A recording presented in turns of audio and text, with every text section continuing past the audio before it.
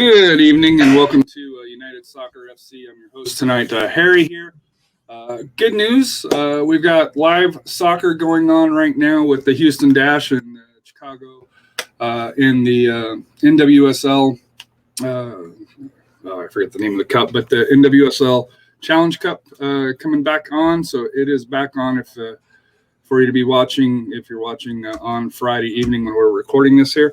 Joining me tonight is Dan from the Unused Substitute Soccer Show, which is part of the Beautiful Game Network and on Radio St. P, which typically airs Wednesday night, 8 p.m. local, 7 p.m. here Central Time here in San Antonio.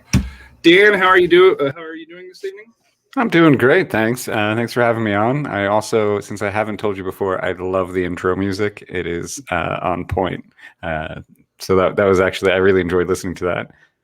Well, I'm excited because, I'm sure you know, but I've been following you guys since we were in NASL, and this year I was lucky enough to come up with the Unused Soccer Show scarf.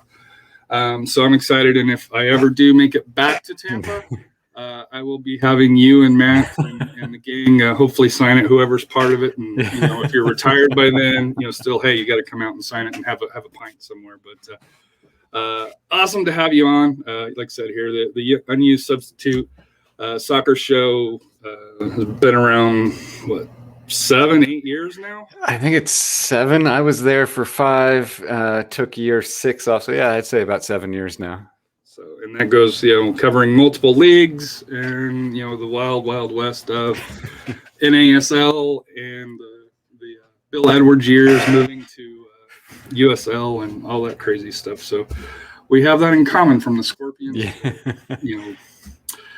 USL. So, but we're going to talk a little bit about last year with the Rowdies. Obviously, had a great year. A little bit probably unfinished, and I think that goes both for Phoenix and Tampa, where they reached the final, and unfortunately COVID happened, and USL rightfully had to cancel it. I think, at the time, everybody was a little bit grumbly about why they have to cancel it, but hindsight, it was probably the right decision for that here. So, but the Rowdies finished 10-3-3, 14 goal difference. There were actually 3 losses, kind of going through and doing a little bit of homework. It was all to Charleston, which I think when we talk about the run in the playoffs, you beat Birmingham in the first round. You got past Charleston in the 4th, and then you won at Louisville in the Eastern Conference Final. So can you kind of talk about last year and especially that playoff run? Especially, I'm assuming beating Charleston after losing to them 3 times was especially sweet. Everything about that playoff run was sweet. I have been personally on the Unused Substitutes trying to get a rivalry with Birmingham. So stirring that and then having us beat them in the first round and then beating, like you said, Charleston after losing 3 times in the regular season. That game was not fun looking at the playoff bracket there. And then going to Louisville, that was like they weren't the defending champs at that point, but they've just been the defending Eastern champs. Yeah. They've just been unbeatable in the playoffs for the last few years. And the Rowdies, for the longest time, except for, until like the last 2 years under Neil Collins, have not been a road team. We can never get it done on the road. And then having to go to Louisville for a berth in the championship again, finally, and then actually seeing it happen was so fulfilling, and it was just a relief after in that year of 2020 having that magic. And it seems to be in Tampa Bay this past year, but hopefully we can continue. But not being able to play that final I remember watching my phone because I was going to go. I didn't get to go to a game last year, A, because of COVID, and B, for I was running a campaign. So the 2020 season's a bit clouded for me because it was a blur. But I was going to go for everybody, and we weren't running for office. And I was so looking forward to seeing the Rowdies fans again and being around and being at Al Lang, and COVID happened, and it just seemed like we lived a charmed life through the playoffs with COVID ravaging everywhere around it, like raging around us, and it came back at the worst possible time, which now the team and I think the fans all have that chip on their shoulder that 2021 is going to be the year we're going to finish the job, and nothing's going to stop us. And I hope that translates early on the field. And but I have a feeling I don't think these guys are done at all. I think they're going to be pretty angry to start the season. Well, I think the good news is, and it won't be the same because it's different teams. Kinda. I think Tampa is still looking through who's gone and who's new. It seems like it's pretty much the same roster, for the most part. For here, I know Rising's had some new additions, but on ESPN2, May 15th, Rising will travel to Tampa. So we'll get to see what historically is a very good Rising offense against historically a very good Rowdies defense. So as a neutral, it'll be awesome to see. I won't lie to you. Last year for the title, I was picking Rising. Now that it's a new year, go Rowdies. So you get the 3 points. I'll be happy with Rising getting 0. So, but thoughts on, and especially I'm assuming, with you guys being in Florida, it's like being in Texas. COVID may or may not happen, or it may be watched here. So, fans in attendance, are you guys going to have fans? I believe you guys had fans last year. I know San Antonio is going to start out at 30 for the first 5 games, which is basically the first month, and then they go away. But by, I want to say June, July, I have a feeling it's probably going to be closer to full than empty at this point. What's it looking like in Tampa? Yeah, they are doing limited capacity. They're still doing, I think, pods up to 4 people that you can do. I just bought season tickets today. There's what they call the berm. There's like a grassy knoll hill thing at Al Lang, and they put some standing spots there for us solo people. I'm gonna pod with Matt, which worked out great. But they're gonna, and as the season goes, depending on how COVID is going, vaccines are going, they'll probably open up the stadium, like you said, by this summer. So speaking of Al Lang Stadium, I've been by it. I haven't been in it. We one Christmas season we decided to go to Clearwater Beach, and because the water was nice and warm, and that was the thing to do at the time. So I did say, hey, I have to go see Al Lang Stadium. So I peeked through the fence to get a look at it here. I think for most people, they'll say it's one of the best places to watch a game. So what is game day like at Al Lang? If you can kind of talk about pregame, postgame, and what it's like during a game. Yeah, I know. I'm not sure if I usually get down there about 4 hours before the game starts, before kickoff. I go to a couple of the bars on either on First Ave, have a couple, meet up with some other Rowdies fans. Thirsty First was there, was the bar for a bit. I don't know if it still is. And then I know the Skyway Casuals are always having a tailgate with a themed meal depending on the opponent. And it's great. I know one time they had they hired like a party fire truck that they had out there blasting music and stuff. It's a great atmosphere. Everybody's welcome. I mean, except for Orlando City fans, but that's a different story. And we swap scarves, have a drink with each other, and get ready for the game. And then going in, you get to watch a great match on the field, and you get to see the sunset over the water in the background. Get gorgeous like purplish skies on days. I mean, sometimes we'll get some rain. It's Florida. Yeah, evening thunderstorms are a thing. You just move into the concourse, but it's a great game day experience. It's the thing I've missed the most, being away for over a year, is just being around the people and that atmosphere of the pregame and the game. And postgame, usually we'll go across the street to a different bar and be annoying patrons and sing if we win, and just kind of take over. So supporter groups, Ralph's Mob's probably the most known here, but you mentioned Skyway Casuals here. Casuals, what do they kind of bring, number one, to the club and on game day, and number two, what do they bring to the community? Especially this era that we're in, being I've seen more and more supporters groups being more vocal and more supportive in the local community. Ralph's Mob has been a mainstay of this club from the beginning. Their tifo, they have the big old drum leading the songs. They have their own merch, which to help get people going. They work in tandem with Skyway Casuals to lead into about the community. They're having a foot golf tournament against Casuals versus the Mob, and all that money is donating to one of the Ralph's Mob charities. I forgot. They're going to kill me because we just had them on this past week or two, and I forgot where it's going. But they do different events like that to raise awareness, take donations, and take care of the community. They've been great over the years. I remember way back when must have been the first, or I think it was the first year before we were even the Tampa Bay Rowdies, when we were still FC Tampa Bay or whatever. I went and the Mob existed, and just hearing the songs and seeing the passion made me want to come back. It took a couple years and meeting Matt via Twitter to finally get me to regularly attend games, and now I have a Rowdies tattoo and help host a podcast. So all a successful podcast, very well too. Yeah, well, thank you. We wouldn't say so, but but yeah, it's been all that can be traced back to Ralph's Mob.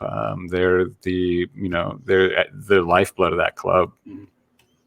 To me, they're RIP St. Louis FC, but to me they're one of the few that are on par with the St. Louligans, and especially with the community work that they do. And obviously, St. Louis FC's gone, and the Louligans are, even in their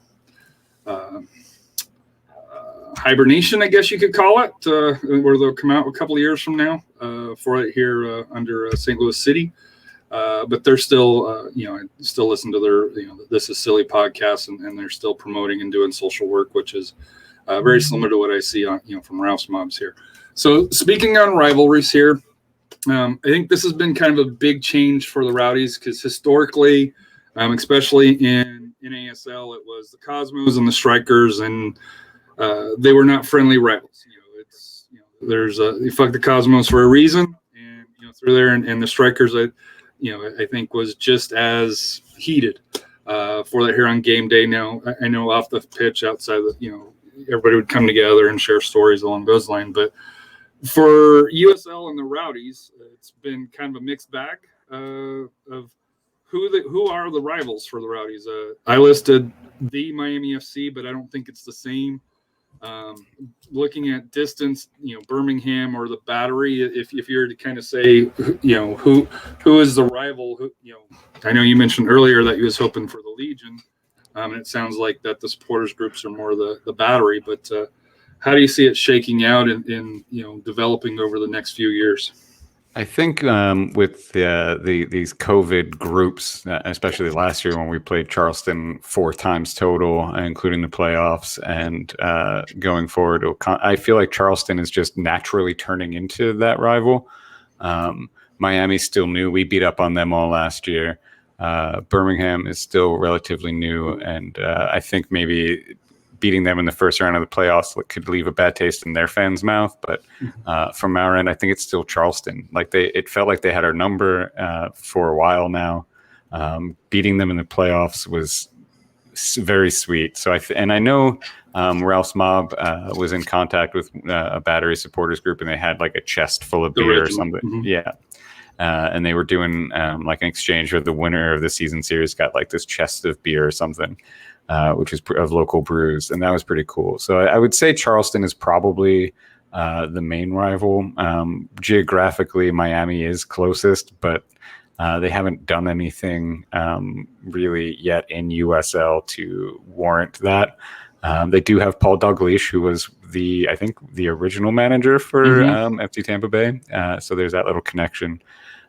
But I don't think they've done enough in the league, or just kind of like an annoying little brother down south, more than a rival.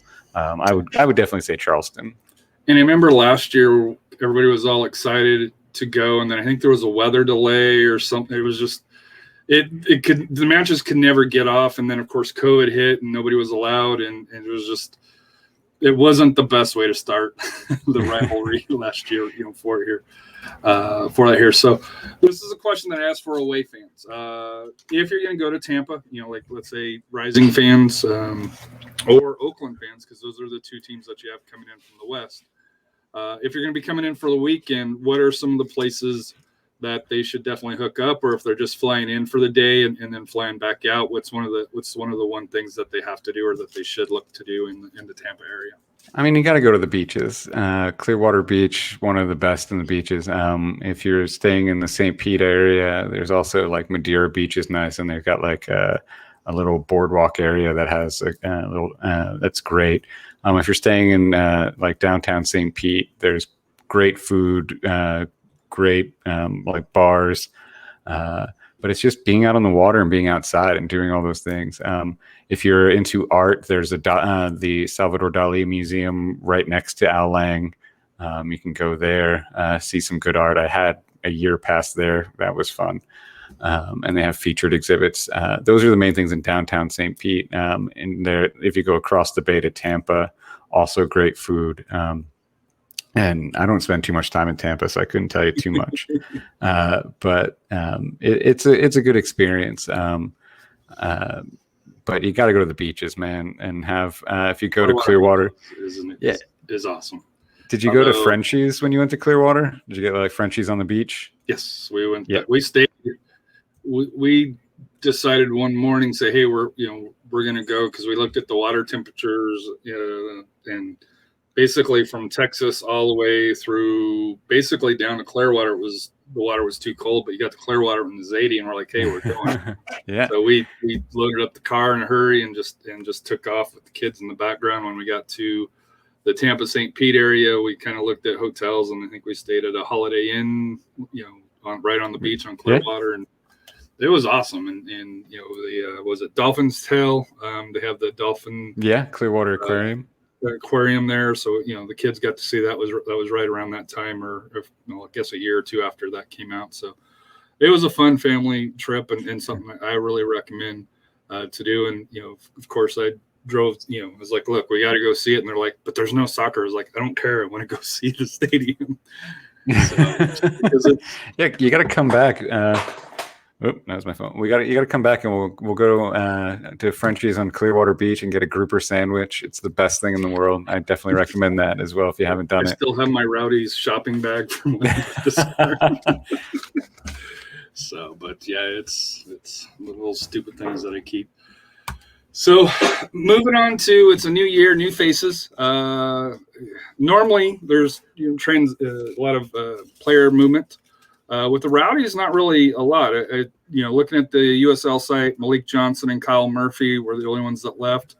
I don't remember, I don't follow the East as much since I'm in the West. I don't remember them being really big names.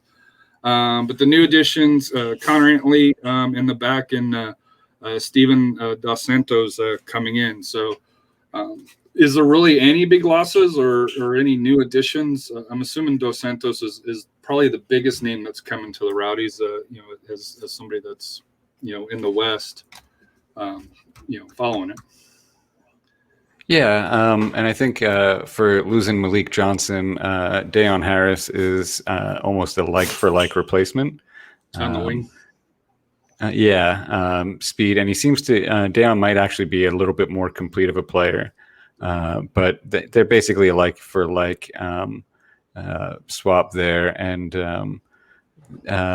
somebody's not on this roster, and Cerbelli's not on here. Sorry, I was just looking at the roster to make sure. Cerbelli, I forgot his first name. I think it's Matt. I'm out of it. Matthew Cerbelli, yeah. Toronto FC. Yeah, he the little bit I've got to see in preseason has impressed in that attacking mid role. So he seems to be a good addition. For losses, not really. I mean, we've kept the core intact. The back line's the same. Our keeper's the same. Tejada and Guenzati up front. Leo Fernandez, Jan Ekra, Jordan Doherty. The core is there. The spine is there. So it's going to be interesting with bringing in just enough new blood to keep them on their toes for competition. and also, probably in Neil's eyes currently like a level up to help finish the job. So I'm excited to see this team fully.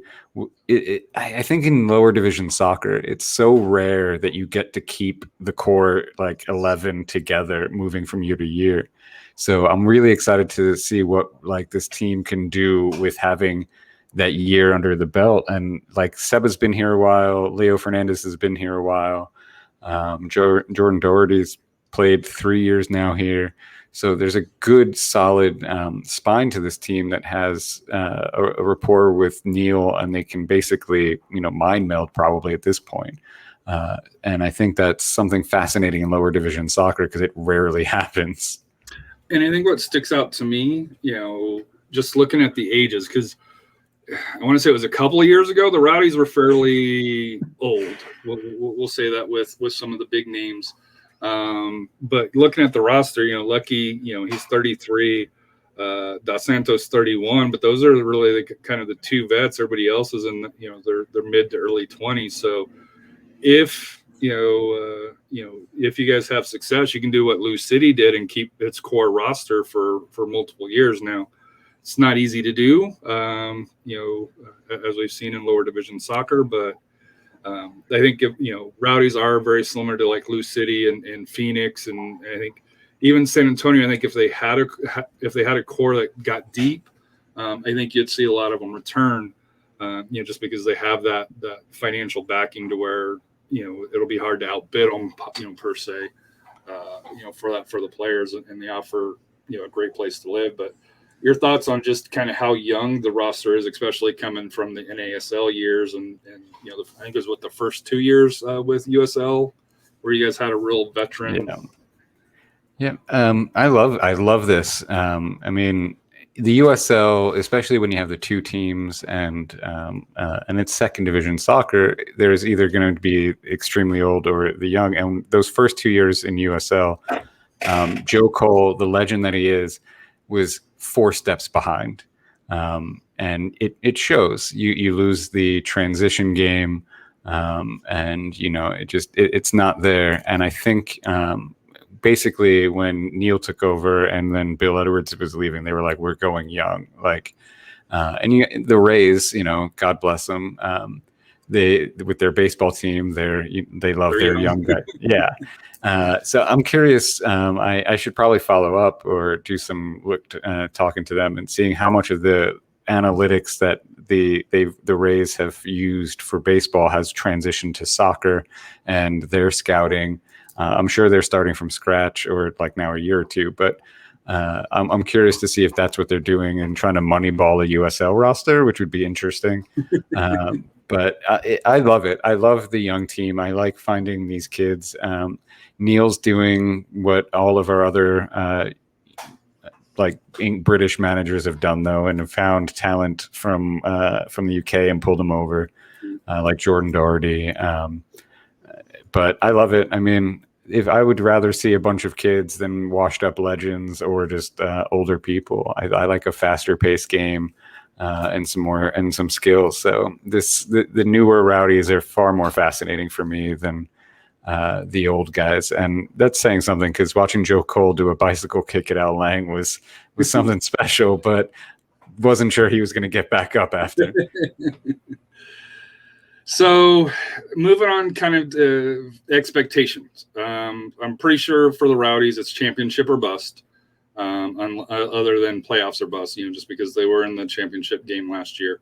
They're in the Atlantic, and being in Jake Edwards' backyard, it does seem like schedule-wise that the Rowdies benefited a little bit here. Their 4 home games are very attractive. They get the Rising and Oakland, and away they get Las Vegas Lights, which is basically LAFC 2 now, and Atlanta 2. So away it doesn't seem like very challenging. Now, obviously, road trip for Ralph's Mobs and the supporters group going to Vegas is a plus, for that here. But on the pitch, through that here, I went together and went off of last year's points per games. The Rowdies are basically have the 24th ranked if you're looking at points per game at 1.308, where Vegas unfortunately has the worst, where their opponents averaged 1.672, and Memphis has the easiest at 1.226. So even with the worst schedule, I still don't think Memphis is going to be that good. But in my opinion, looking at the Atlantic, I think Tampa's the clear lock of at least making the playoffs. You can depending on how they do during the season for that here. But I think they're a clear number one. 2 through 5, I got Pittsburgh, Charleston, Hartford, Miami. I think or the Miami. I think either one of those could come up and challenge, and they could see some of them drop off. Charlotte and Red Bulls too, always the wild card. I didn't think Charlotte was going to be that good, and they won their group last year, and that wasn't the strongest group, but they still won. And then there's Loudoun United. That I'm sorry if you're a Loudoun United fan, I don't give you much of a chance here personally here. So historically, though, when expectations are high like that, the Rowdies tend to come up short. So historically, I've listened to your podcast long enough to know that is always the concern. So despite all the heap and praise, what's the view down there in Tampa? I think you nailed it. It's championship or bust. It's unfinished business. We were inches away last year with this roster, and I think anything less would just be heartbreaking. That being said, I am a very cautiously optimistic person. Take it one game at a time. Let's not get ahead of ourselves. It's a new year. It's a different format of sorts. It's expanded other than the few teams we played. So it's not going to be as easy watching film and preparing and knowing, weaknesses of the team by, a quarter of the way through the year. Every other week. Yeah, right. So it's going to be a different year, but I think this team has the strength and the talent to overcome any of that. As long as they don't party too hard when they get to Vegas at the end, we'll be good. But I think it'll be interesting because, again, and there's so much turnover in lower league soccer that it's not the same teams that we faced last year, whether or not, even if the bubble or those semi sort of bubbles were the same, those groups were the same. There's so much turnover. You're facing new teams no matter what the badge is each year. So it'll be fascinating. It always is in lower division soccer. The random teams that come out and do well when they shouldn't, and the teams that you expect to steamroll everybody never do anything. So I'm hoping we can continue to build off last year and win the whole thing. I want another star. You're first in USL, although I've always found it interesting that you were able to carry the 2 stars on, but that's a separate discussion. And I think you guys have talked about it, going back into the old vaults on that here. But the last question I have here for you, and of course it's COVID year, so depending on if we are allowed to travel or not to travel, but if you were able to go away for an away game, where would that be? Whether it be Rowdies or even non-Rowdies game, is there a place that you'd like to go see in the USL? I mean, if I'm going with the Rowdies, I got to go Vegas this year. That game is the must. Yeah, and I've never been to Vegas, probably because I don't know if I'd come. No, I don't know if I'd come back. That's the problem. I don't know if Vegas is a place where it's very cool for the first couple of days, and then after that, you're like, okay, hey, let's get back to reality. Yeah, it would be a very a 2-3 day trip, and then I'd be out. But I mean, I almost didn't come back from New Orleans, and Vegas is apparently that exponentially worse. So we've had to we've had to, just for precautionary reasons. But I would go Vegas. I do want to go. I mean, I want to see almost all of the USL venues. It's hard, obviously now during COVID, but I think in the coming year, if we can do away days, I'm going to try to be on as many as possible. I miss it, and just being able to meet people around in this community, in this USL community, is fantastic. I mean, if I can go, I would also go to Oakland. I want to see what they're doing at their stadium. San Antonio, I do want to get to. Been, like you said at the beginning, from the NASL on, like I need to get there. And I just basically I want to do a USL tour. Years ago, I tried to do an MLB one, but all my friends got married and had kids, so that ended. So I might be able to get the band together and do a USL one. I always said if I won the lottery, I've told my son we'll buy a little RV and just drive around and support San Antonio wherever they go. I know for me, Pittsburgh, Highmark Stadium is on my wish list. I've heard Charleston is a really good, probably underrated place. Just the community and the game day and with what the regiment do. It's not one that normally gets spoken of, but I heard it's very good. But those are kind of the two out east that I want to do. And with Indy 11 going back to Iwipui Stadium, back in the NASL years, that place, was rocking it and lots of fun. So I'll be interested to see kind of how they do after getting off the football field, where the Colts play. But Dan, was definitely a pleasure talking to you. Any final thoughts that you have, or any questions for me that you have at all? So how are you feeling about San Antonio this year? Like I am liking the team. I think they're a little bit undervalued. And part of that is the defense that they get, that they brought in. I think they're going to run kind of what they ran last year, which is the kind of that 3-5, 3-5-3 or 3-5-2. Forget exactly counting here. Where the back line, there's no one shorter than 6'4". So they've got the height in the back line. And Axel Schulberg, who was with Columbus, played a game for us against Real Monarchs. And then, COVID happened and went to the bubble back and got traded to DC United, came back, and he's 6'7". And he's a beast. He was a 2017, 2016 best 11 for MLS. So I'm excited to see what this team will do. We got a player from Orlando City, and I know you don't like Orlando City, but one of their young forwards that has potential. So, and that's the thing over here is you get these MLS, fringe MLS players here that are hoping to get back up to there.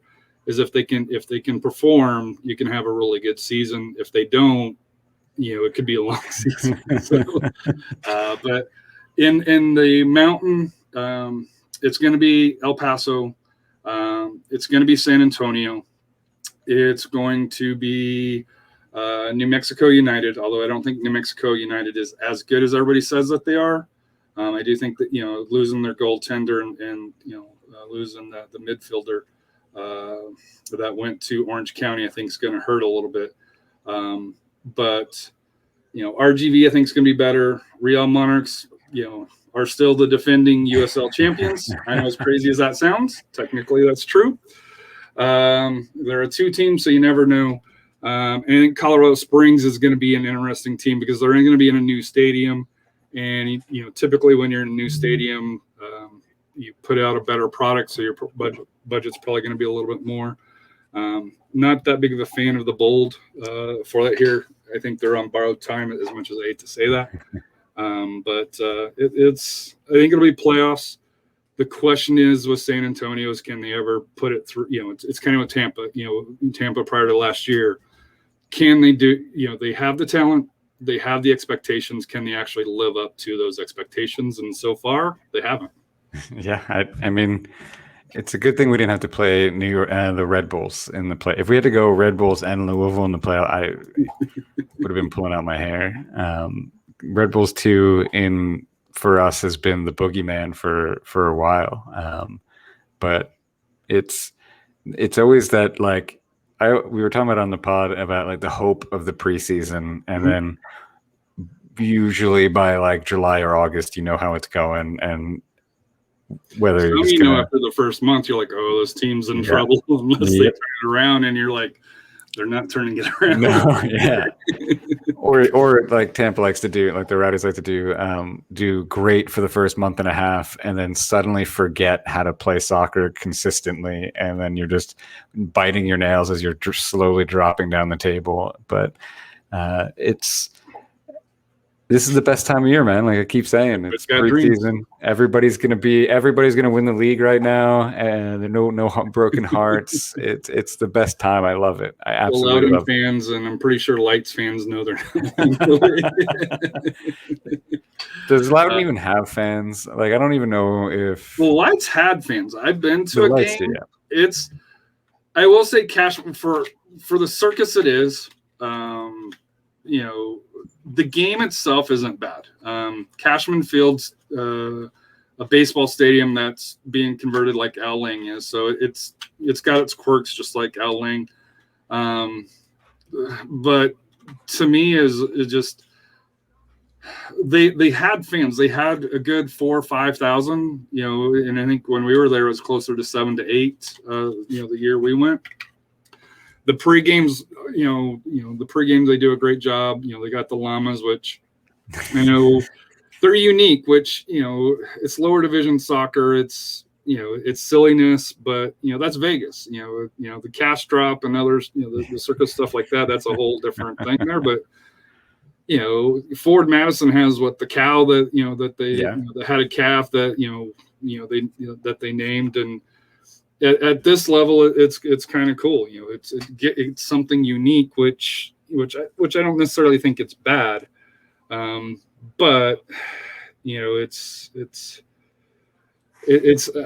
looking forward to this year because, like you, I miss the family aspect of it here, and the Zoom watch parties. While they're kind of cool, it's not the same. No. And I enjoy doing this and talking with people and like I said here, especially, for the many, many years that I've listened to, podcasts I finally have the courage to do on myself. And they're like, oh, hey, this isn't that hard. You just talk. Yeah, it's a blast. When Matt asked me, Matt and I first started discussing it, I was like, I don't know, dude. I don't even really know if I know soccer enough. I played it as a kid, and sure, I watched some Liverpool games, but me being me, I read 5 books about the history of tag, everything I can get my hand on. And I was like, okay, I might be able to. And then we just sat across from each other and put a microphone, and we were just talking. And Matt's whole pitch was, we talk soccer all day, every day anyway to each other. We might as well just throw a microphone in front of us and record it. And that's the origin story for our podcast. And then I love it. I love when you reached out to ask me. I love it. I love doing little guest spots and being on other shows and having other people on our show, and just this community that has sprung up over the years around lower division soccer, be it with your club or everybody around the league. It's unique. I don't know how. I mean, I followed hockey, like NHL. I followed Major League Baseball, and it's different. It's not like a community across the league or anything. This is just like a massive community across the country on second division soccer, and it's wonderful. And podcasts have brought so many fans together, and it's fantastic. I'm glad you're doing this.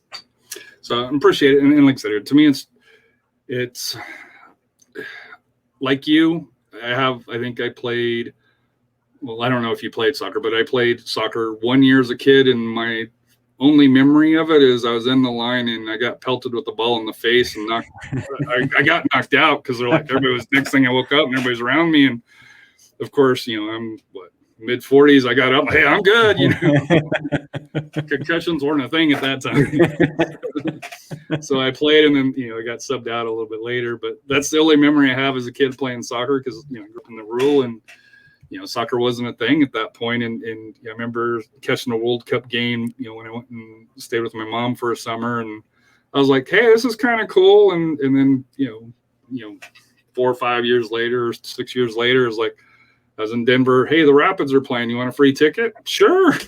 And then, come down here, and, San Antonio was starting a team. And I was like, well, hey, how cool it would be to, be one of the original season ticket members and have that, for, 15, 20 years. You don't really get that opportunity. And it's just grown from there. From the ups and downs of the Scorpions, where they won the title, and then the next year they were the worst team and fired the coach at the airport.